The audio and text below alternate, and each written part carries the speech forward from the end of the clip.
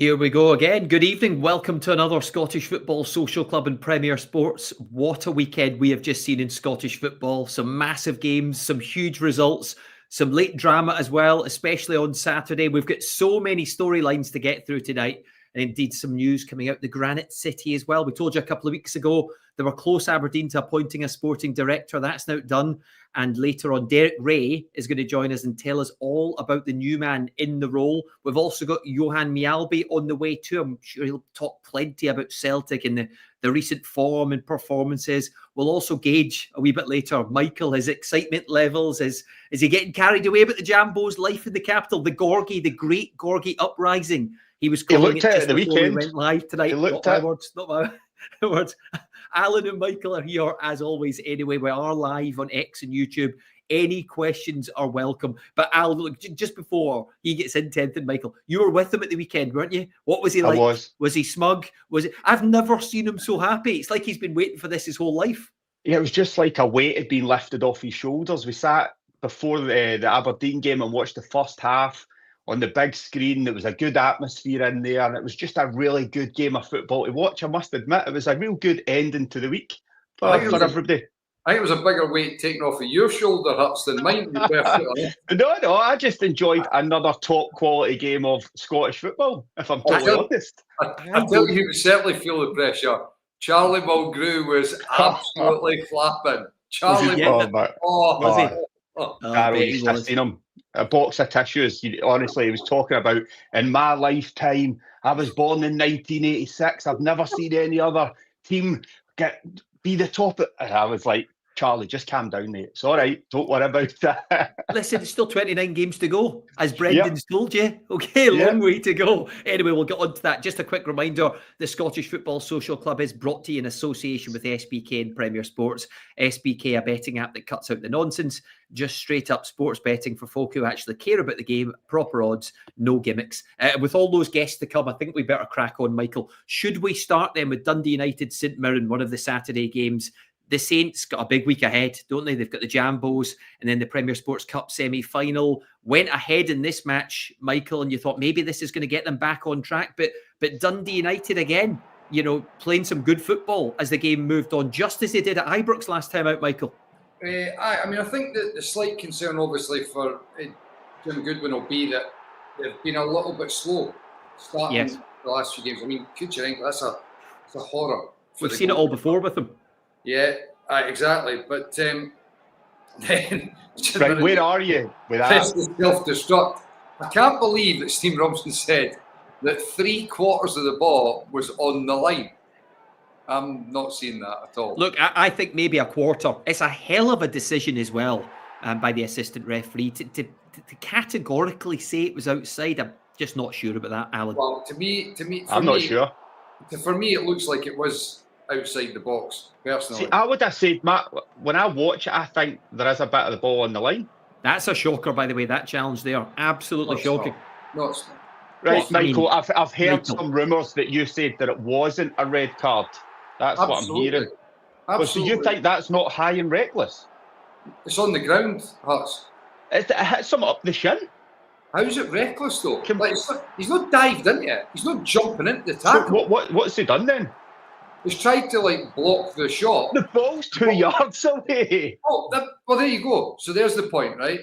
The ball is already a yard away. It has no effect on the shot or the strike at all. There's no force in it.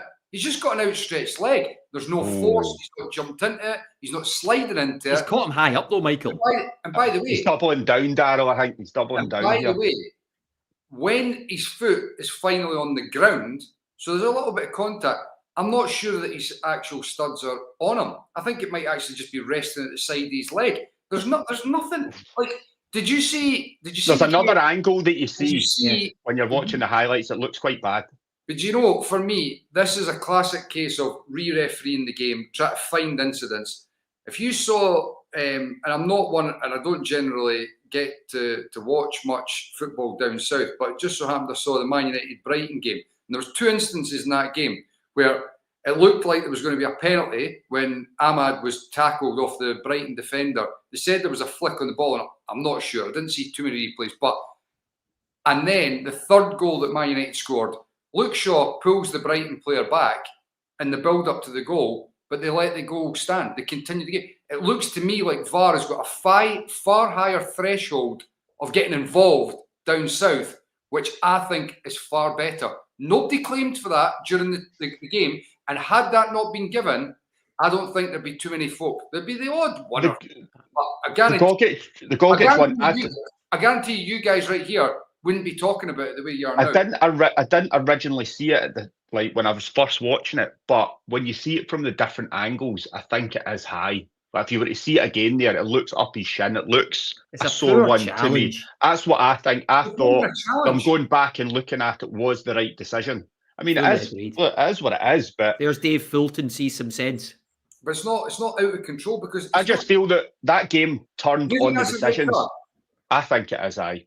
So the handball one, and see the first goal, Lucas Stevens is off the pitch. So you kind of feel sorry for him a wee bit. Declan John gets the ball out wide and he gets to cross the ball in. So it was all about the kind of fine margins within that game, I think. But for me, it's a red. By the way, just going back to the Shamal George one, right, picking up the ball, whether or not, right, it's on the line or not.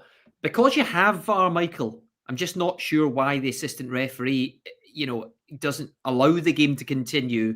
Maybe flag it up, then they can go and have a look at it. By obviously him, suggesting to the ref that it's definitely outside, they can't go back and review. I think that's right. I think that's an understanding.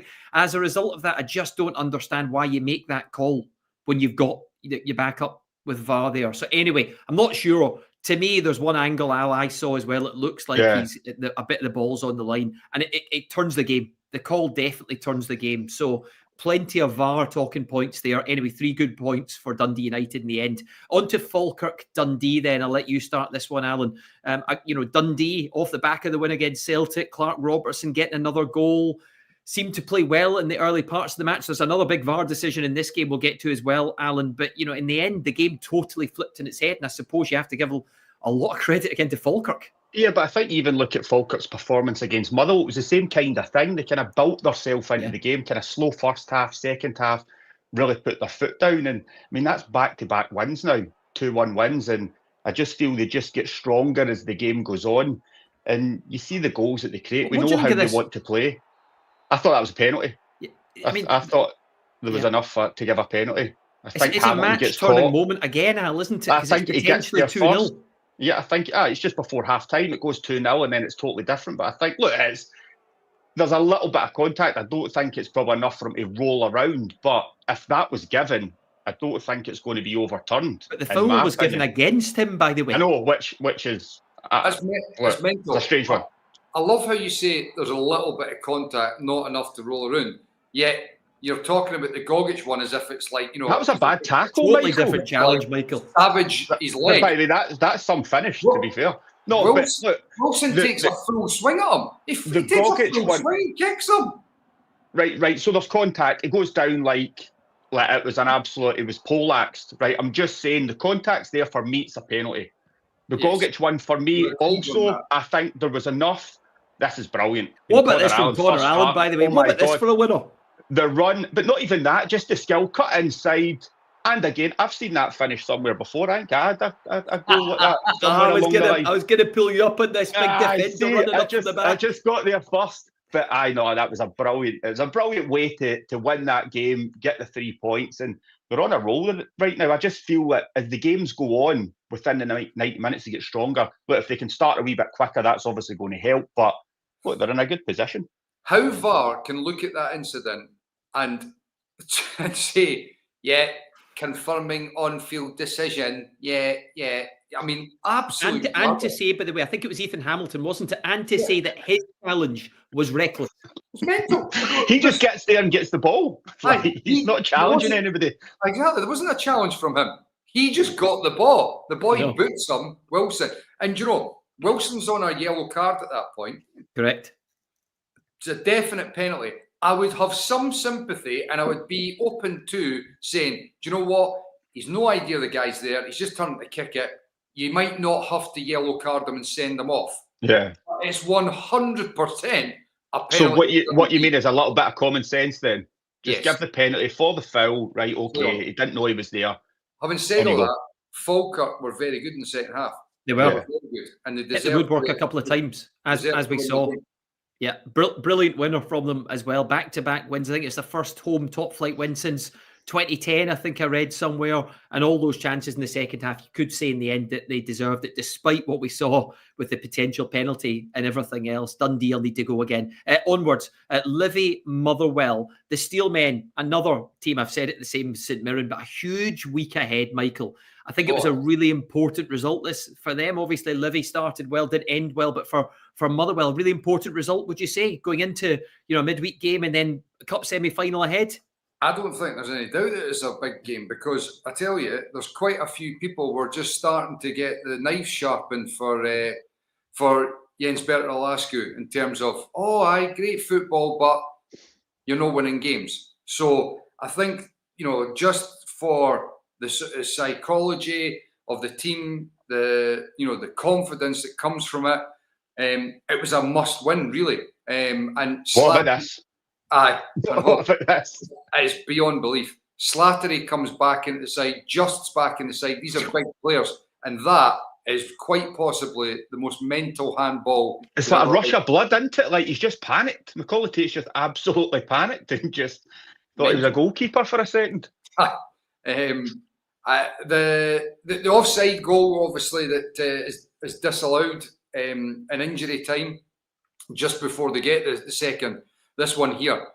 Or no, sorry, this is the winner. We didn't bother with the offside goal, Michael, because it was offside, to be fair. This is a great move. When you look at that to me typifies Motherwell this season so far, with the finishing piece, which is a great finish from Just. I think 2-3 passes, they slice through the Livy side, and Just with a really good finish. Slattery and Just have been missing for a good spell for Motherwell. Yeah. They do bring a cutting edge. They're more clinical, quality in the final third. And I'm delighted for them, because I want to see sides that play like that being positive and getting good results. Of course, football is about winning games, but at the same time, I get the feeling that Jens Bertrand Lascu is developing something there. He went a wee bit too far talking about changing, doing something different and over the last 140 years of the club. But let's give him a break here. It's not his first language either. Might not exactly be what he's meaning, but the point remains. They play good football. I like seeing sides that do that, getting the rewards, and they certainly got that. And now, got a massive game against Dundee United on Wednesday at home, and then the semi-final. It's a big, big week, and they could find themselves, further up the table, challenging for European spots, and through a cup final by the end of the week. Yeah, and there's a healthy number of Steel men, if you like, Motherwell fans going to the National Stadium as well. I think I read it's over 8,500 as it currently stands, but hopefully more to come as well. Let's just preview the game quickly, the Premier Sports Cup semi-final then. Who do you fancy? It's such a tough one to call. Contrasting styles, I think, Alan, as well. But who do you fancy in the game?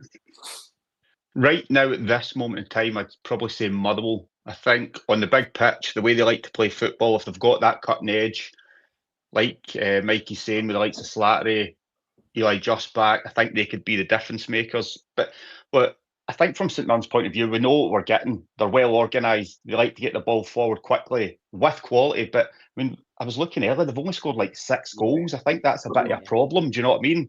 But I'm just edging towards Motherwell just because of like all the things that I said. I think it's just slightly in their favour.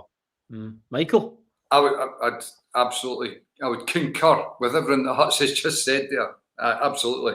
For me, I just think Motherwell slightly edging it ahead of St Mirren. And definitely the issue for St Mirren at the moment is confidence is obviously not particularly high, and scoring goals is becoming increasingly difficult for them. But the tonic for that is beat the Jambos midweek. Go to the National Stadium full of confidence. It can all change. Look, we'll see what happens. I'm going to say St Mirren, okay? Just to be contrary to the two of you. Okay. And also, if I get it right, then I can say you two are wrong. So that's the most important thing for me. Well, it's 50-50, isn't it? It is, Al. Someone's got to win, mate, and you'll be there. Yeah. Right, anyway, come on, let's move on. Should we bring big Johan Mjällby in? Because I think he's waiting. He's waiting. And of course, I mean, Michael's probably been waiting for this moment to speak to a big ex-Celtic player like Johan off the back of a game like the weekend. Well, do you know what I want to ask Johan? I want to ask him, what about Mjällby winning the Allsvenska? Huh? I was going to say the same. Any relation? Exactly. Now they're only behind me with one gold in the Swedish Championships because I won 2. So well done to Mjällby. By the way, Johan, seriously, what a story! The fact that we even know about that. What a story in Swedish football that is. No, it is. It's like comparing when Leicester won the Premiership, some years ago. It's a hell of an achievement from Mjällby. They've always been, strong, mentally and physically good at set pieces. But now the last 2 seasons, they've really improved their football, and they've been by far the best team in Sweden this season. So, well done to them.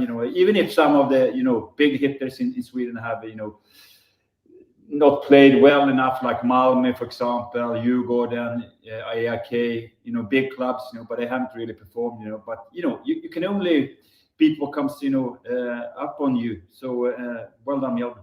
So enough of the comfortable chat for you, Johan.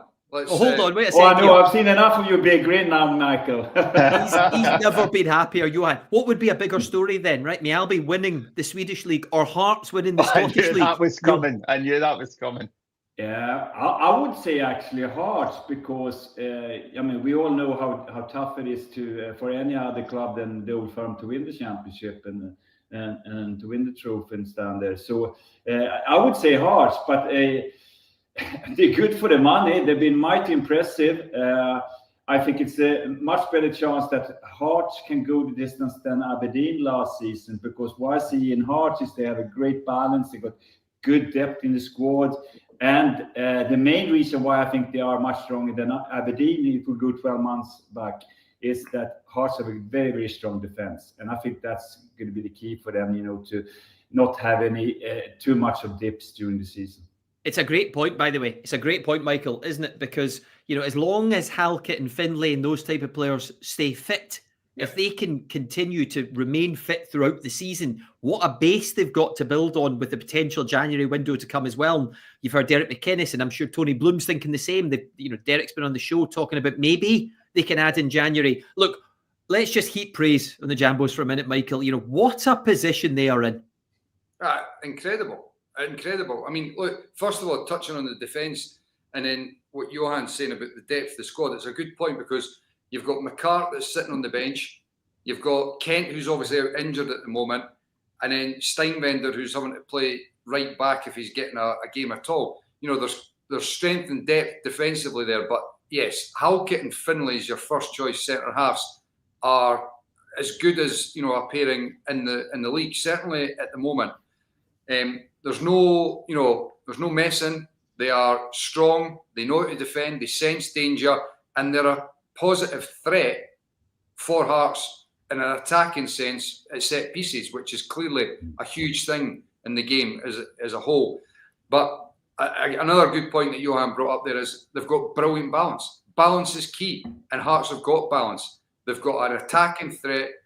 Lawrence Shankland in terms of leading the line and scoring goals. Braga working his absolute backside off, and Kizaridis with that elusive width that Hearts have been crying out for years. Pace, directness. He was the top assist maker in the league prior to this round of fixtures. Anyway, he's come up with another goal. The biggest issue, and I think there you go, exactly. Graham's said it. That is my one thing, and I've been saying it for since the start of the season. But they're getting along with it now, and that shows you. And by that, this speaks to something that Brendan Rodgers was talking about after the game, when he was asked about, did he not think about putting Tenekte over on the right wing? And he said, no, he plays on the left. He doesn't like playing on the right. He's a left-sided player. And, simple as that. Oisin McEntee's not a right back. Yeah. But needs must at times. And I think this, we'll go into this in a minute about Celtic and the issues they've got. But at Hearts, there's genuine synergy. You've got a manager who's probably, for me, the most important addition that's happened to Hearts. You can talk about the sign-ins, you can talk about Tony Bloom, you can talk all these other things, but for me, Derek McInnes has been the most important addition to Hearts because he's a figurehead, he's a leader, he knows what he's doing. And then all the other wee components that come together. Because I've heard so much about, Tony Bloom, he's, revolutionising Scottish football. Well, that may well be the case in times to come. But at the moment, this is really being built on the back of what you would class as a Scottish core. It's the manager. We've just spoken about Halkett and Finlay, centre halves. The core of the team that was already there, and you've added on that little bit of extra Jamestown, stardust with Kizaridis and Braga. But this is not a side that's been revolutionised with the Jamestown analytics. Not yet. No. And you look where they are. So I think there is plenty scope for growth within Hearts as well. No doubt, no doubt. Alan, I used to think Kilmarnock were your second team, but is it the Jambos now? Well, look, they're doing well. You know how I feel about Derek McInnes, and I don't get as much stick off the Hearts fans, which I actually like. So I get told the other day at Kelly that I was actually all right for a couple of them, so that made me feel a wee bit at ease. But look, what they're doing is just incredible. The spine of the team is very strong. They've got that little sprinkle of something special to go and create and give them something, and they're just riding the crest of a wave. Everything that they touch at this moment's turned to gold. You look at the number of goals that they've scored, everything's going in their favour. The big question mark is, can you keep it going the length of the season? Look, we're going to soon find out, and Derek McInnes is doing the right thing. He's kind of playing it down a little bit. We'll wait and see after a couple of rounds of fixtures, but where they're at this moment in time, they've been brilliant, you must say. Darrell, I was just saying to the guys at the weekend, I started to think about, because you know my thoughts on this. I don't think that they will eventually win the league, but still, no, honestly, I still don't. But obviously, the longer it goes, the chances of that become far greater. And I was just thinking, if you look over the course of a campaign, and this is massively, averaging and as a general point of view, but roughly you would say when Celtic have won the league to third place, you're talking about roughly, say, 30 points, right? And every third, you're then, again, averaging out, they would be making a 10-point advantage on the team that would potentially finish third. So at the moment, Hearts, next weekend, if they win their 2 games, could go 11 points clear. So that's like a 20-point swing in the first 10 games. 11 games it would be. But anyway, you get my point. Yeah. So if things were to revert to type and Celtic were to go back to dominant form and Hearts were to drop to a sort of standard third place finish, the best that could happen would be Celtic to win by 10 points. Now, even if that was to happen, that would be exciting and it would be tighter than I think anybody would have envisaged. And I'm not sure that that is what will happen. So, to make the point that I still don't think Hearts will win, but I think it could be very close. I tell you what, he's done some of the analysis. He's had the calculator out. He's had different. He's thinking about this since the weekend. He said to me at the weekend before the game, and I sat and I thought about it, and I was like, aye, right, I get it. So when he was saying it there, he was like, yeah, I understand where he's going with this, but he's right. Like, they could be 11 points clear if everything goes their way come the weekend with Celtic in the semi-final, and it's a bit of a gap opening up. It is. I also think, Johan, I'll come back to you on Celtic in just a moment, but Michael, I talked about the centre halves. I also think the middle of the park is so important. Devlin and Beningame, who's had injury problems a lot in his career, keeping him fit, because I thought the midfield unit was just absolutely brilliant in areas and parts of the game, Michael, when they needed to be, really standing up to what Celtic were throwing at them. I thought they were superb watching the game. Yeah, they were, absolutely. And, this strikes at the heart of the balance of the team, because this little period and this goal from Callum McGregor, Celtic were taking control, and Callum McGregor in particular, and Hearts were just off the pace. They weren't able to get tight enough to Callum McGregor because they're only playing 2 men in the middle of the park. And when you're doing that, you've either got to make sure one of the wide men's tucking in and help you, one of the front men's dropping back, or the lines between everybody are so tight. And in the second half, what Derek McInnes did, which I thought was just, cute, inventive and smart, was Braga just dropped in on Callum McGregor, killed his momentum, and then Kizaridis stepped up on the left and Shankland was just on the right when they were looking to press. And it just stopped that flow for Celtic. And it meant the whole team could then try and push up, get touch tight, and really pressurise Celtic and suffocate them. Because at Tynecastle, Look, we've seen performances like this before from other Hearts sides against Celtic at Tyney. But the big difference is, for all the reasons we've just spoken about, this is not a performance that's a flash in the pan. We've been seeing this week to week now, and you can see the side growing in confidence. And I go back to my original point. Most importantly for me, there's a manager that knows week to week what he needs to do with the side to win games of football. Yeah. Oh, listen, no doubt about it. And there's more to come. More players to come as well, and potential new signings. You could say the same for Celtic, though. Well, everyone, I think, is waiting to find out what the Celtic board will do in January. And there's a bit of pressure on Brendan Rodgers right now, Johan. I wondered the way they turned it around against Sturm Graz, the game you were watching during the week in Europe. I thought maybe Celtic would kick on after that. It felt like the injuries took their toll, first of all, Johan, but also, I don't know, there's a weird feeling around the football club right now, isn't there? That you're just not sure what you're going to get. Yeah, it's a slight concern. It is. If we disregard the unrest from the supporters and look at the footballing things, what's happening on the park, you can see the same things that Michael said about Hearts. We're getting used to see the same things now. A really slow tempo. The passing is not good enough. It's not enough leaders on the pitch because Callum McGregor he needs help. He needs some of the other guys to step up as well. And what is really concerning me is in 9 league games, a Celtic side, they never scored only 12 goals in 9 games. And Celtic is always a possession-dominating team. They have to score more goals. Yes, we can excuse ourselves about injuries and key players, but a Celtic squad should be should be great enough to deal with these injuries anyway. So I am concerned to a certain degree. I am, even if I agree with Brendan Rodgers. It's only 9 games in, but they need to get going now. And the worry is that the performance has not been good enough. Even if I thought against Sturm Graz they were okay. Especially second half.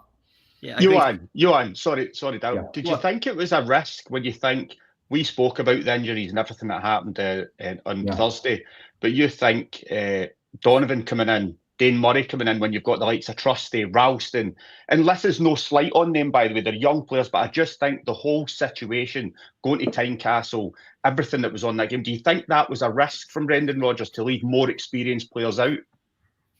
I do. I think that's a good point. Even if Brendan's obviously the one who's going to see them every day in training, and he knows his best team. But when you're going to play against the league leaders, they are rightly in great form and being impressive, and especially playing at the Tynecastle, which is a tough place, even when Hearts is not as good as this. So yes, I would agree. Especially getting some injuries, on key players, that. Get the experienced side out there, try to get at least a point, and build from there, But they need to get a solid platform, Celtic, because I think the pass is not good enough. They do create chances, but 12 goals from 9 games, guys, that is not good enough. Yeah, just sticking with the defence for a minute, though, because it was a huge call, I thought, Dane Murray. A huge call, Johan. You're an area so well. Trusty was brought in, a few £1 million spent on Trusty. I thought at times, even in the Champions League campaign last season, he looked okay. He looked more than capable. And there was other options as well, as that could have been played at centre half. I was actually, I preferred Trusty to Skates, in Champions League because of his mobility. He's a bit more mobile than Liam Scales, who's been a great service to every time he plays. But I'm surprised that he seems to be so much out of favor, even if he's been injured now and then this season. Trusty, but I am surprised that he didn't play there. Because Liam Scales is much better when he doesn't need to be the leader, when he doesn't need to be the dad in central defence. When he's got Cameron Wickers beside him, which obviously everyone's going to be good playing alongside the Cameron Wickers because he's been great. But so it was surprising to me, to see the lineup to a certain degree. Then obviously, his hands are tied a wee bit, when it comes to obviously change his team. But obviously they are struggling for goals, and even if they not going to concede goals, where are the goals going to come from? Yeah, for me, when talking about, and I think Johan just said it there in terms of trying to get a draw, I honestly think. I heard a lot of folks saying, well, a draw wouldn't be too bad for Hearts in terms of because they're still maintaining. But if you're looking at the longevity of the league here, and the whole situation that surrounded that game, for me, it was a must-win for Hearts to put down a marker. And I think from Celtic's perspective, with all the troubles that they've got, had they come away from Tynecastle with a draw, they could almost just say, look, it's all right. Look at all the injuries we're carrying. We're not playing particularly great, but we've just gone to this team that everybody thinks is the, heir apparent, and we've just got a draw. So calm down, don't panic. But with Hearts coming away with that victory, it just allows all of us to continue to talk about, is this serious? What are the troubles at Celtic?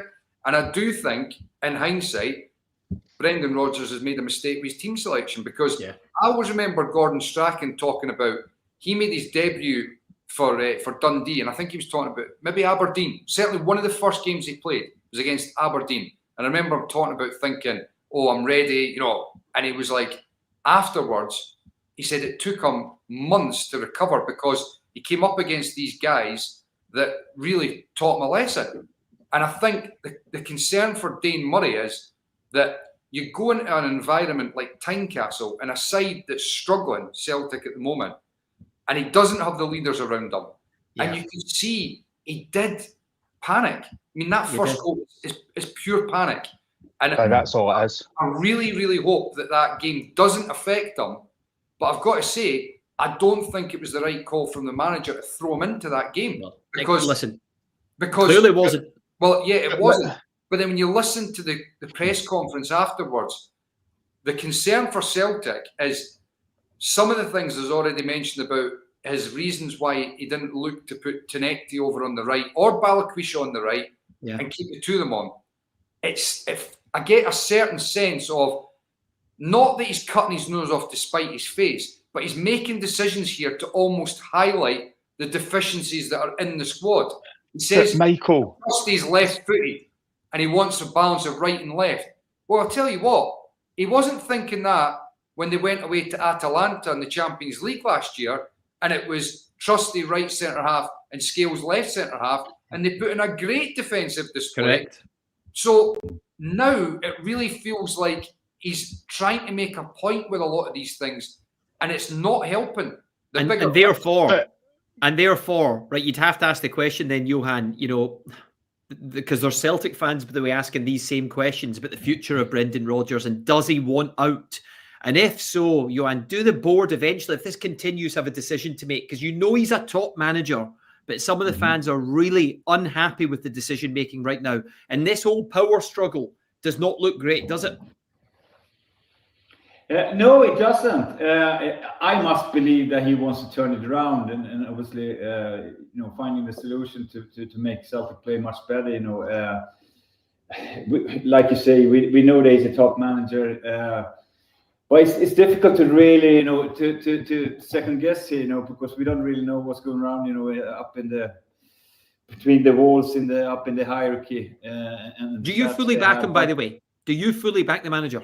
Oh, I do. I think he was hard done in the summer in the transfer window. I think the recruitment was good. I know you've been chatted enough and to death about obviously the recruitment and all that. But Brendan can't just put his head down now and just think about, all right, we've got another transfer window in 2 months' time. No, now is the time, I know they have obviously they play in Europe as well.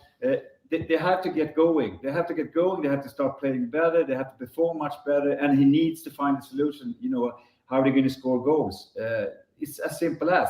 Because in the end of the day, it's going to be a feather in his cap, if they turn it around. And absolutely. It's no need to, press the panic button yet. Yes, at 8 points now, the gap is. But even if we're going to sit here after Christmas and speak about being 6 points, I still can see, Celtic turning around. Yeah, of course, there's a lot of time left. I think the other question, sorry, Michael, just briefly before we move on, I think the other thing is, it's the transfer window, because for everyone that says, Celtic can spend money and they can strengthen the squad, they can, Johan. But how much do you allow Brendan Rodgers necessarily to go out and pick all the players if he's not signed a new contract and he's about to leave in a few months? Because this whole power struggle will surely just continue. So the politics in the background, Johan, may affect Celtic as they move forward this season. Yeah, and we don't know if he picked the players, Well, it sounds like he didn't pick them all. Just look at that Europa League squad. Yeah, true. No, it's a good point. it is. But that is a decision. It's obviously. I think we're going to find out more, in the next few weeks. If it goes on, how it goes in Europe as well, which is always going to be important from Brendan and Celtic. So they have a chance, to at least qualify, for the going further in the Europa League, so they don't get knocked out now in the early stage in the group phase. But definitely, it's going to be an important transfer window for them, and even if some of the guys are going to come back, I still think too. The guys that got some experience, and I'm taking Callum McGregor away from this, they need to step up as well, to and be much more leaders. I talk about Hutton, who's been there, for a long time. Even Kieran Tierney, I know he's back form's now. Been poor. Yeah, he needs to come up as well, come up with the goods, and because Tonekti and Nygren, you have to remember, even if they've been on and off, I think both of them, and Tonekti is, he is good to watch, and he is a guy who's going to beat his man, more often than not. But still think they're going to be a bit inconsistent. You can't rely on them becoming leaders straight away. So it's time for the other guys who's been there, a few years to really come to the goods. Yeah, we've got to move forward. We have to move forward because we've got Derek Rae coming on in a few minutes. Let's get on to Rangers against Kilmarnock. Danny Röhl with a win, Alan, after a shocker of a start. Not his fault necessarily, by the way, but a shocker of a start in Europe, in Norway. So this game was an absolute essential must-win for Rangers, right, Al? Yeah, I mean, I felt for him on Thursday because he'd only had a couple of days to train with the team, and was a bit of a hiding to nothing. I thought defensively they were all over the place again, the same frailties that we've seen all season. So this was huge. First game at Ibrox in front of the fans. I thought, he's much more flexible than what Russell Martin has ever shown. I think he's went to 3 at the back to try and combat Kilmarnock's 2 strikers, which had allowed them to get forward the pitch much more easy, allowed the midfield to kind of get up and press high. So he's very flexible in what he's done. But look, that's another poor goal to lose, and I think this has been the problem for Rangers all season defensively, the goals that they've been conceding. But look, they showed character. I think it's good for Danilo to get on the score sheet for his confidence. Chermiti, almost the forgotten man. Look, exactly, paid a lot of money for him as well, and he's yet to really get going. And he's been there for a while now. But I think for Chermiti, mostly, I mean, a guy who's come in for huge money, and the question marks have been there since day one, since he came in. Look, Beach has to do better. Like Eddie Beach has to do better. There's no getting away from that he has to be stronger. But I think for Chermiti moving forward, hopefully that kind of gets them going. But look, we've spoke for weeks about how bad Rangers are. They're only 5 points off Celtic, which is remarkable. Rangers have lost a manager, been an absolute crisis. Everything that's going on, they're still only 5 points off. So look. You're sounding positive, Hutz. Let's hope Danny Röhl can go in there and turn it round. And do you know what? See, know what I like? Well, that's fine. That's better than where they are right now, just getting into the top 6. But I think the fans in this short period of time have taken to him. He's building up a rapport with them. You see him going round the pitch after. He's saying the right He's trying things to get them on side. He's trying to. They need that connection back. It's been lost for too long now under Russell Martin. So he's trying to build bridges, and hopefully this can be the start of it. You think Rangers will finish ahead of Celtic? I'd like to see that. I mean, it's possible. Do you believe it? The way that, well, listen, it's early doors. Danny Rohl's just in the door. I mean, but what about with that team, with those players? You heard Ali McCoy, didn't you, a few nights ago, talking about they look like a bunch of wee guys running around. He's hammered the recruitment. So can any manager make this team very successful? No, I think need help. Look, it's there for everybody to see. I think they got it wrong in the summer. I thought they were desperate for leaders, for experience, to go in there to help the players that were already there. And then you can maybe bring in some of these players to help out. I don't think this team or this squad would ever go and challenge for a title. I think it's huge come January. I think that the worry is obviously Kevin Thelwell and the relationship there, and what direction does that go in, because recruitment has not been good enough. The one thing I would say about Danny Röhl, I think he is flexible and he'll change depending on what games are coming up, when he gets time to kind of get them on the grass and work them hard. I think they can be more organised, which is going to help them moving forward. Like I said, some of the goals that they've been losing have been shocking. If they can cut some of those individual mistakes out, be better as a unit, hopefully the forward guys can kind of hit form. But it's a huge ask. What a week. Huge. See if he goes and wins. See if he goes and wins at the weekend. I mean, you forget, Hutz, you're forgetting about a wee game on Wednesday night at Easter Road. That's huge. Michael, it's massive. It's massive, isn't it, for morale as much as anything ahead of the Celtic game. Those two games could make or break, like the new head whatever you want to call it, manager. Because if you go to Easter Road and drop points and lose against Celtic, I just think the toxicity comes flowing back. But where the flip side to that is, but if you win at Easter Road and win in the semi, think about the pressure that's on Celtic and the feel-good factor that's at Rangers. Do you know what, Michael? It's just a great season, isn't it? Dead competitive, teams beating teams. It's just good for Scottish football. Right, listen, we've got Derek Rae on in a couple of minutes. A couple of things I just want to get through quickly. Alan, you saw the scenes in the airport in Norway directed at some in the board, if you like. What do you think? Some of those Rangers fans were criticised, but they pay a lot of money to travel with their team. They feel that some of those members of the board are ruining the football club right now. You know, I don't know if they overstepped the mark or not. I don't know. I've only seen a couple of the videos. But do you feel that they have to make their point in any way they can, and they saw that as an opportunity? How did you see it? Yeah, look, they seen it as an opportunity. I don't think they should ever...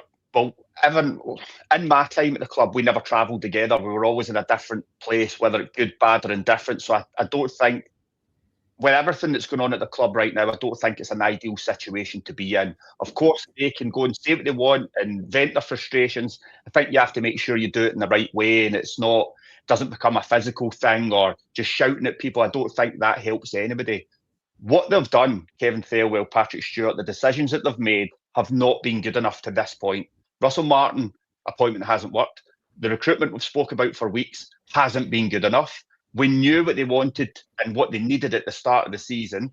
So yeah, the fans are right to go and vent their frustrations. I actually thought it might have been more toxic at the weekend, by the way. I thought towards the boards, and apparently it wasn't that bad. Like what I've heard though, Darrell, the fans want to get behind the manager. They want to see him getting there and doing well. And that's what I like at this moment in time. They're now looking above him, the decision makers, because he's never head coach. He will be given the players to go and work with. That's how I look at it. Yeah. So it's huge in January. Yeah, and as I already said, and I think, Johan, you mentioned this the other night as well, the initial words of Danny Röhl, so important. Yeah. Understanding what the fans wanted, speaking the same language as the supporters, if you like, win now. But you were shocked. I saw you the other night, Johan, you were shocked how bad Rangers were in Europe. So what chance, honestly, what chance, and please try and be fair here, what chance do you give them, never mind Hibs during the week, against this Celtic team live in Premier Sports next weekend?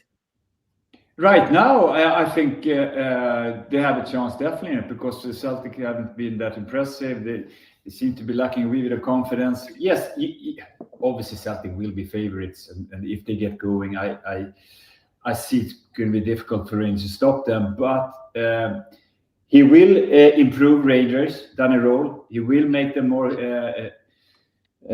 comfortable in defense, because they've been, like Anna said, they've been, conceding so many silly goals. It's just been incredible. What really made me a bit surprised though was listening to James Tavernier, before the game in Norway, that they need to get used to winning. He's a Rangers player. Get used to winning. Come on. You should win most of the games, domestically. You don't have that problem, if you're a foreign player. So I was a bit gobsmacked hearing that. But I think that it all will make them better. There's no question about that. But like you all agreed, will he make this Rangers without help a super team? No. He needs help in the transfer window, because I don't think this crop of players are good enough to win a title.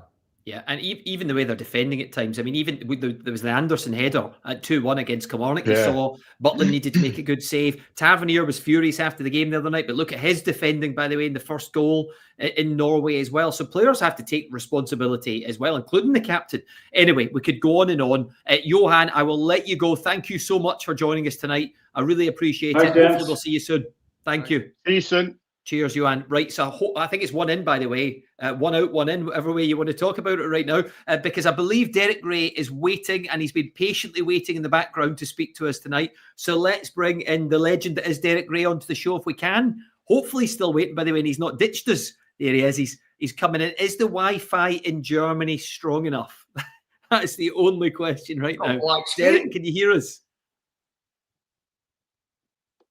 I don't know if he can. After the big build-up and everything else, I don't know if he... Right, listen, Derek, try again. We'll try again in a second to get Derek on the show. Hopefully the Wi-Fi is strong enough, because I wanted to also ask Derek about Danny Röhl. He knows all about the young German managers coming through, and the fact he was linked with teams in the Bundesliga too. And of course, we're going to talk to Derek about Aberdeen and the appointment of the sporting director, Lutz Pfannenstiel. We're going to hopefully chat to Derek about that, because Derek was a big part, by the way, of the recruitment process. So hopefully we can get Derek back in the show if the Wi-Fi is strong enough. But anyway, let's just move on and talk about the game first of all. Michael, we need it, because they're not. I mean, they're in a pretty dire position at the moment. There he is. There he is. Mr. Rae, can you hear us? It's working. I can hear. Yeah, I've been hearing you all along, but my camera decided to not cooperate. So it might be the Wi-Fi, moments, isn't it? So and usually you hit the heights in the big moment still. Listen, great to see you. We've only got just over, hopefully about 15 minutes. I want to get through so much with you. Just on Danny Rohl, do you like the appointment? Because as you know, many Bundesliga teams had half an eye on him. Mm-hmm. I love the appointment, to be honest, Darrell. I think it's a good move by Rangers, and I know it was quite sort of convoluted and nobody really knew if he was coming or if it might be somebody else. I can only say that in my travels here in Germany, his name has come up a lot amongst Bundesliga clubs, amongst sporting directors. And I think it stands to reason that had Rangers not acted when they did, then a Bundesliga club would have acted. And pretty soon he would be in the Bundesliga as a head coach. So, we're talking about a dynamic young coach. I think his ideas are interesting, and you might say, okay, from a Rangers point of view, is this the way that you would want to play? But basically his ideas are very influenced by the way Leipzig have played here in Germany these last few years. So the Ralf Rangnick sort of way of playing. And for people who don't know, that means counter-pressing first and foremost. But I think it's been quite interesting to listen to him talk these last few days, and he has said he's not married to one style. Yes, he is very clearly influenced by the counter-pressing way of playing football, but I think he knows that, especially with a club like Rangers, you have to have a balance. There'll be certain games in Scotland domestically where you have a lot of possession and counter-pressing is not the way to go, but maybe it's a nice thing to have in your arsenal when you're playing in European football. I think he speaks very well. I think he's somebody we're going to be talking about as a coach for a long time to come, certainly with Rangers for the foreseeable future. But for me, Rangers have done very well to get him. Right, okay. Before we get on to the Dons and what we really want to talk to you about, just one other thing, because I know you're always watching Scottish football from afar, all the games you do in Germany now and all the other games you do around the world, never mind the video game, by the way, which I know is a huge success for you. But you always take an interest in what's happening in the league. What do you make of it with the Jambos this season, beating Celtic at the weekend and going 8 points clear at this stage? Well, interested to listen to Alan and Mikey earlier on that subject. I can tell you here in Germany, it's made news. Even outlets who don't normally talk about Scottish football have been writing articles about it. And of course, it comes down to the fact that it's been far too long since a team other than Celtic or Rangers won the title in Scotland. So the story is a good one. It's a really compelling one.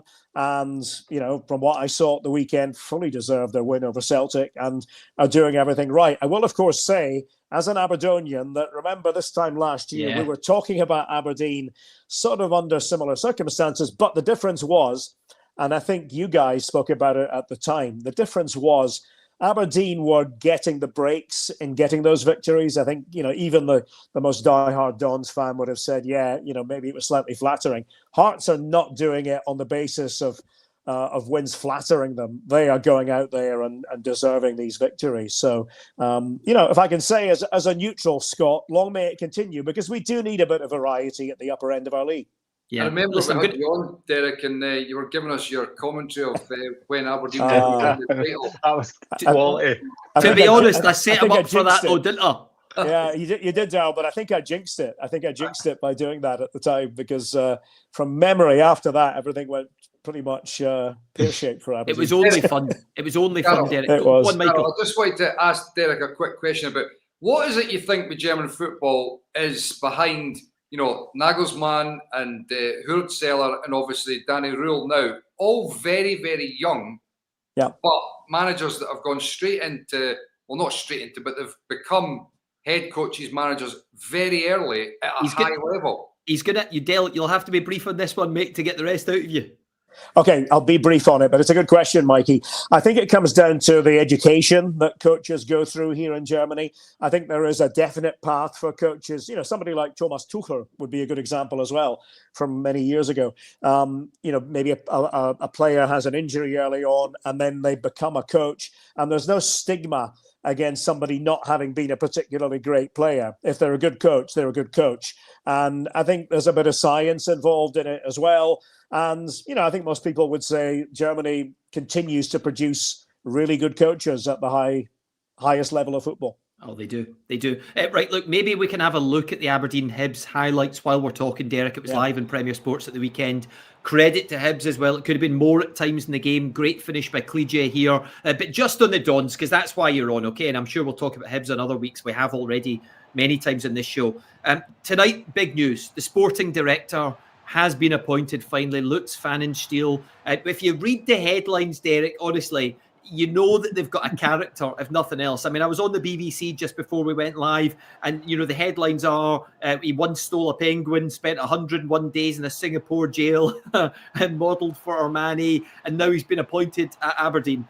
So what kind of a character have they got, first of all? Because you know him so well.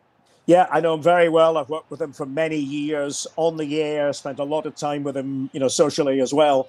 And I think that you almost have to put aside those previous chapters. He wrote a book many years ago chronicling his adventures as a goalkeeper, and that's what these newspapers are latching onto. But the fact is, we're talking about somebody who's had a lot of success at the sharp end of football as an international scout, as a sporting director over the course of the last, decade plus. And so I think it's a coup for Aberdeen to get Lutz Pfannenstiel. For me, he immediately becomes the most qualified, most experienced sporting director in Scottish football. That's what Aberdeen have got for themselves. And, I know from having spoken to him, and I think I've shared this with you guys before, that he has sort of had a place in his heart for Aberdeen these last couple of years. I may have had something to do with that in the first place. You've had everything to do with it. Tell the truth. Well, he accompanied me to Pittodrie a couple of years ago, and I said, "What do you think?" He said, I like the feel of this. He goes, "It feels like my kind of place." And, he's somebody he was the sporting director at Fortuna Düsseldorf. Prior to that, was the person who brought Firmino, Joey Linton, players like that to Hoffenheim, and then went off to the United States where he got the St. Louis team off the ground. Difficult thing to do with a brand new team and with the restrictive rules in MLS. But I think he always saw himself coming back to Europe, and he's not somebody who would always follow the path well trodden. He's somebody who would say, where can I go that might be a little bit different, that might suit me, that might be an experience that nobody else has had? And I think he's attracted by the idea that Aberdeen are this great traditional club. And, they have a history, they have a story, and you could argue, should be the third force in Scottish football. Actually, I think have done a bit better than sometimes is said over the last few years. When you think about now, another season in a European group stage, that's 2 in 3 years. A bit inconsistent in the league, but good in the cup competitions. But I think he feels he can add something. I think he feels that he'll have some autonomy, decision-making power at Aberdeen. And he's somebody who, one thing I can say about him is, he's a big personality. He's not somebody who'll be chained to a desk. He's somebody who'll be out in the community in the Northeast. Everything from youth development to local matches to, speaking engagements, you name it. He is going to be Mr. Aberdeen, I think, for the next few years. Yeah, and go on, Michael, go on. Third force in Scottish football. So do you think that Aberdeen have still got a chance to challenge the likes of Hibs and Rangers for third this year? Maybe not this year, Mikey. Honestly, maybe not this year. Every chance. But I think in a sense, if you think about it, He's coming in at a time when change is required. I think people would recognise that. And you were there, Mikey, at the weekend for the Aberdeen Hibs game. And change is definitely required. And he'll be coming in with a mandate to change things. And, not just to sort of sit in the background, but to be front and centre, to make his recommendations. And, undoubtedly there will be things that will be changed. So, yeah, but, as we said, last season, Aberdeen were up there and they did win the Scottish Cup. This season, it's the turn of hearts. But who's to say that Aberdeen can't go back to being the third force, or, in a good season, maybe even better than that. Maybe Hearts can. What does it mean for the manager? Yeah, it's a big question, isn't it? Because you were really positive on Jimmy Tillin in the past, Derek, and obviously going on to win the cup last season. But some of the form and the result and the way they played in Athens, I was a bit shocked, to be honest. I gave them half a chance going into the game, more than that, and they were blown away, Derek. They certainly were. I watched the game as well, and it could have been 9 or 10. I think there's no doubt about that. But again, what I would say on that subject is that I do know that Lutz and Jimmy Tillin, they do have similar ideas. We spoke about counter-pressing with regard to Danny Röhl earlier on. That's kind of how Lutz likes to see his football played, also very influenced by Rangnick and Leipzig. So, there should be a coming together there. What happens here in Germany is an experienced sporting director will help a coach. And the coach is usually willing to get that help. I recognise that in Scotland, we have this culture of the all-powerful manager. The manager decides this. Manager decides what strip they wear for training. Manager decides what drinks are handed out. The drill. But I think, we are getting away from that a little bit. And I think, Tillin is a coach who is under pressure. And I hope that he'll come in and listen to Lutz, because he's somebody who can bring wisdom, guidance, experience, same sort of ideas about football. But, ultimately, Lutz is the person, certainly here in Germany, the sporting director is the person who has a say on the makeup of the club, and that includes the coach. It looks like it's going to help, though. Yeah. I think that genuinely looks like that way, because he's had to deal with everything, the recruitment side of it, people coming in. It looks like the weight's on him. So for Lutz to come in and take a bit of that pressure with his experience of everything that he's taken in around the world, I think that could really help kind of lift that squad and team. I think so, Alan, and I think that's what will be important, because I know that managers like to bring their own people in, certainly in the Scottish culture. In Germany, that would never happen. The manager or the coach doesn't get to do that. That's the remit of the sporting division, and there's sort of a coming together on it. And so, Lutz is incredibly well connected. What I can say is that when I'm with him at games here in Germany, it's a big problem when you try to get up to the gantry 45 minutes before a game, because everybody wants to talk to him. Everybody knows him. He knows everybody. And he's the sort of person who'll have a hotline to, Max Eberl, the sporting director at Bayern, people like that. And I will not be surprised if some sort of link is forged with a Bundesliga club, with a view to, dynamic partnership, sharing resources and knowledge, and potentially players as well. I would think that would be logical. Yeah, it sounds like a great idea. And why not use those resources? So just to be clear then, Derek, there's no way Lutz, because I know there were other teams in the Bundesliga interested in him, there's no way he's coming to Aberdeen if he doesn't feel like he can have a huge influence in the club on who they sign and indeed the future of the manager. Surely that's the case. I would imagine that, first of all, he'll want to get his feet under the table and get to know the culture, which I think is important. And he has said to me as well, don't think I can walk into a club like Aberdeen, just as was the case in St. Louis in the USA, and just bring in my own people and do things my own way, because I need local people as well. I need people who know the score in Aberdeen and in Scottish football to help me. That's how you make it work. He did that in St. Louis too. But I think as he gains more knowledge and as he assesses the situation, being up there, he's been watching from afar for quite a long time now, but getting the actual, getting to the nub of what's happening in Aberdeen itself, then of course he'll form more opinions. But I think in the short term, it's important from an Aberdeen point of view, rather than just saying, oh, you got to sack the manager, that the new sporting director, an experienced one at that, is given the chance to work with the coach who not so long ago did guide Aberdeen to Scottish Cup glory. Yeah, okay. Stay with us, right? Stay with us, Derek, if you don't mind, just for a couple more minutes. But for anyone watching this show on the telly now, we're about to sign off, okay? We're going to continue, though, on X, on YouTube, so you can go back and watch the show later if you want. But a quick reminder just before we say goodbye to the TV viewers, of course, Premier Sports Cup semi-finals at the weekend. Cannot wait for both the games on Saturday, Motherwell against St Mirren. On Sunday, Celtic against Rangers. So please join us for those games. They'll be brilliant. And loads more live games coming from the league as well before Christmas. 5 more in the schedule now. So we'll say bye to the TV viewers just now, and we'll see you next week on the show.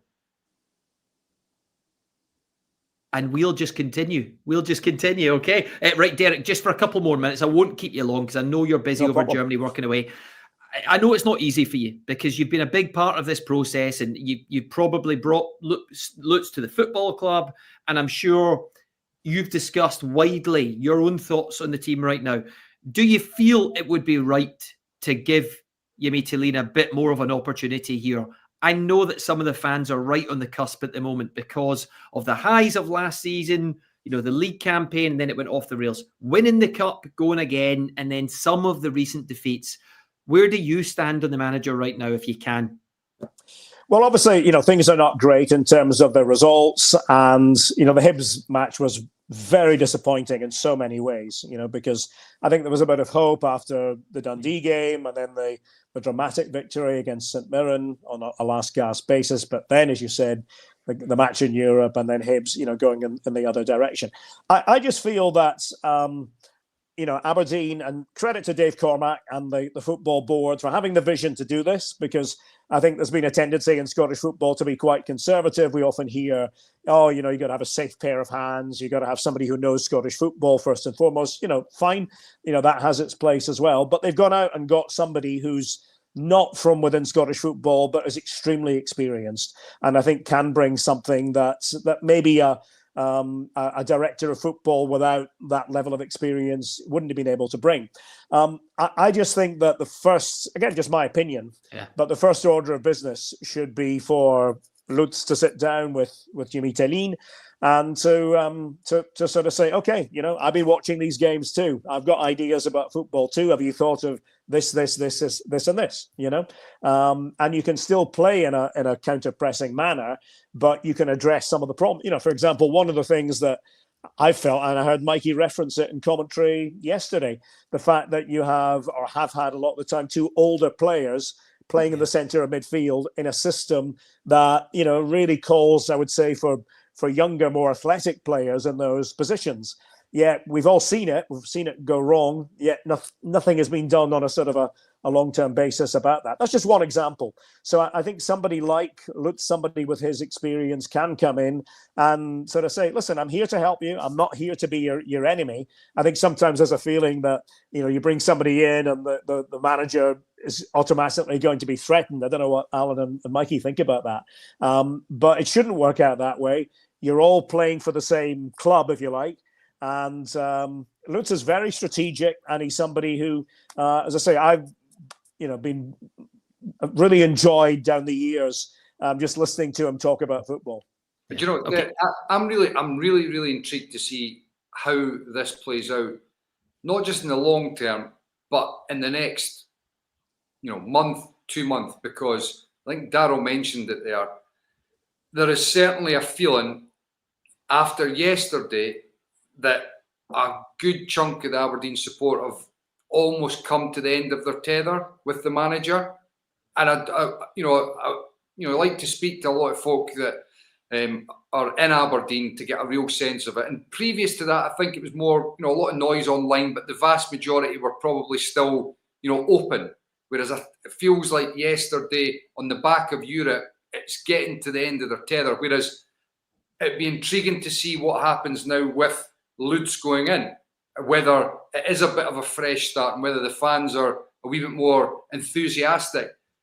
But that all still revolves around results and performances, because if it doesn't pick up, the pressure is only going to continue to intensify. And I was just going to say that when you look and compare and contrast Aberdeen with Hibs, who they were playing, Hibs, obviously, with the director of football, Malky Mackay, and you look at the difference Malky Mackay has made to just a clear strategy, a good manager David Gray is shown to be, by the way, and you look at where they were 18 months ago, 2 years ago, to where they are now, Hibs are a really good team, by the way. And I honestly, like seriously, I don't see any reason why Hibs can't go and compete with the likes of Hearts, Rangers and Celtic for that top 4 positions in the league. When it clicks, they're not far off. Look, rather than putting Derek on the spot again, just briefly, okay, because I know we're out of time here, and Alan's got his dinner in the oven, right? So just briefly, Michael, if you can briefly, what's your position on the Aberdeen manager just now, please? Well, I'd say it's affected by what's happened with the appointment from Lutz, Pfannenstiel, because I was wondering whether the club were going to wait and perhaps move the manager on, then bring Lutz in. Now he's coming now. I think that's bought the manager a bit more time. Yeah, agreed. I don't know whether that's the case for the supporters or not, because it will be dependent on results. So I'm a little unsure, to be perfectly honest. Alan? I'm kind of in the same boat as Michael. I think we're going to have to wait and see over the next month or so. But you can tell that we were at the stadium. A lot of the fans had turned. There was a lot of booing going on. And look, I understand they pay a lot of money to go and watch. They travel in Europe. They see that kind of performance. I thought they were too easy to play against yesterday as well. But it's going to be interesting next couple of months. Yeah. And that transfer window as well. Go back to that, the identity on the park of the team. And, you can talk about identity, philosophies, and, ultimately, it doesn't matter a toss if you're not getting results. And the problem is that Aberdeen are not getting results, and it doesn't look like there is a strategy of what they're trying to do. Scratching round, trying to find something. I mean, see when Talene first came in, I thought the style, the way they played was really good. It was exciting. They were aggressive. They were getting balls into the box, and they've totally went away from it. They've tried to change to this 3 at the back. And I think it's just, let's try something different. Yeah, it's almost a bit like the manager's lost a bit of confidence in himself. Derek, on you go. Yeah, no, I was going to share one thing with the group of you that I think you might find quite interesting. So, I've spoken to Lutz about coaches, about managers last few years. And every time, the question I always have for him is, and this was when he was in St. Louis as well as Fortuna Düsseldorf, the question is always, if you had to make a coaching change now, do you have a list in your head? And he'll say, always have a list in your head. Now, I know a couple of the people who were on that list in his head have taken on jobs recently. But sounds like Danny Röhl might have been one of them. Well, what I'll say about Danny Röhl is that Lutz certainly rates him very highly, and he's somebody we've spoken about for years. Now, another person who we've spoken about for years, Jimmy Talene. And what he said to me about Talene a couple of years ago was, he was on his list for St. Louis. He was somebody who he had been monitoring. Now, they've never worked together closely. And as I said, sometimes a coach can sort of feel that somebody coming in, like a sporting director, can put on a bit of pressure, but they do have similar ideas. So I haven't asked him in the last few days, if there's anybody new on the list, but I think that's what happens here in Germany. The sporting director is always, and Fernando Caro told me at Leverkusen when they were, winning the double here in Germany, he said, every week in our meetings, we speak about if we had to make a coaching change now, who would we be targeting? Who would we be looking at? So again, this is all. They did well with Ten Hag, didn't they? I think by their own admission, Mikey, that was maybe the worst decision that they ever made. But to be fair to them, they corrected it within about 2 weeks. Yeah, they did. They did. And so far, so good. Unlike the Rangers board, they had decisive action. Don't get Al started on that, by the way. Don't get him started. But I think what you've just said there, Derek, it's a shame that the team. It's a shame that. I want to ask Derek something. And it's a bit... Wait a sec, one sec. I was just going to say it's a shame in a way the TV viewers, hopefully they'll find their way to YouTube, because what you just said there, Derek, I think is the most significant thing of all information you've given us.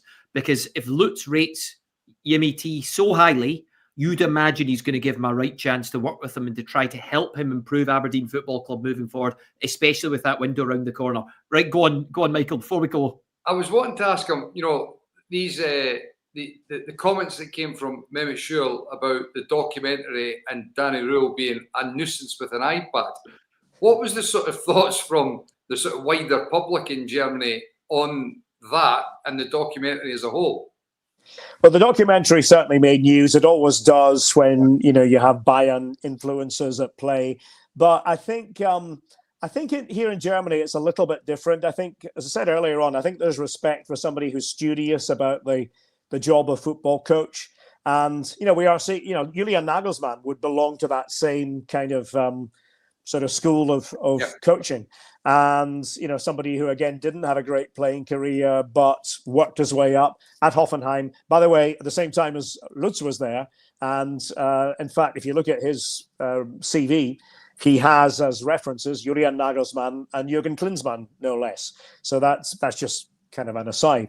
But yeah, I mean, I think that the Röhl appointment is an interesting one. I actually think it's a really good one for him, because I think he's going to be coaching for a long time. I'm pretty convinced about that we're going to be hearing his name for a long time. And he's testing himself in a different environment early on, in a difficult environment, because I think people here in Germany respect Celtic, Rangers, Scottish football. They respect the tradition here, and they understand that managing Rangers is a bit like coaching Bayern. If you win, everything is great. But one little accident and everything is terrible. 2 or 3 accidents, just ask Russell Martin, and your position is untenable. So it's a different sort of test. And you get the feeling so far that, so much from being a nerd with a laptop or an iPad or whatever, you get the feeling he's somebody who's embracing that new challenge. Okay. Right, Derek, final bit of fun then. How's the video game life going? Well, we finished this year's one. We had the launch of the new one. I think that's 8 years for me now. And I mean, I love every year doing it. We'll be recording again beginning in a few weeks' time. So it's a good thing. I've had this awful cold for the last 2 weeks.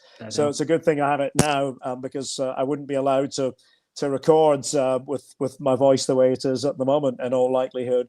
But no, it's certainly, as I said to you guys before, it's opened a whole new world for me. It's opened a world that I didn't really know existed.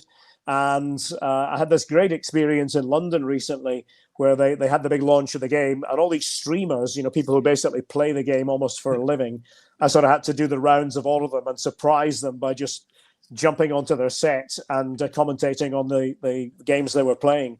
And an enormous amount of fun. I don't take it for granted. I know that there'll be a day when somebody else will have the honor, but from my point of view, it's a wonderful thing. And again, as a Scot, I'm very proud that there's a Scottish voice involved in it, because I think down the years we've been slightly underrepresented as a group in terms of commentators. I don't mind saying that. So I'm very proud to do my very small thing for Scotland. It's the equivalent of, Alan knows this, Michael knows this, it's the equivalent of pulling on the Scotland shirt as a commentator, in a sense. Yeah, something like that. Is it true that Darrell was telling us that you managed to get into your contract that you're on a percentage share of the sales of the game? Is that correct? I wish that were true. It's not true. No, it's not true. By the way, if it's not true, I'll be your agent when you redo your contract. There you go. No problem at all. I could do with it these days. Listen, Derek, we're proud of it as well, by the way, having a Scottish voice all around the world like that. So absolutely brilliant. I know, obviously, I've seen it firsthand, traveling with you all over the place in the past, how hard you work. So it's well deserved. Every bit of success, very well deserved. Anyway, listen, you've been tremendous tonight, Derek. Thank you so much for staying on as well, giving all the info. I'm sure the Aberdeen fans would have loved that tonight. We'll see what happens in the coming weeks. Maybe we can talk again in January. We know that everything Derek says is, it's going to be fact from now on. He knows Lutz that well. It's going to be fact.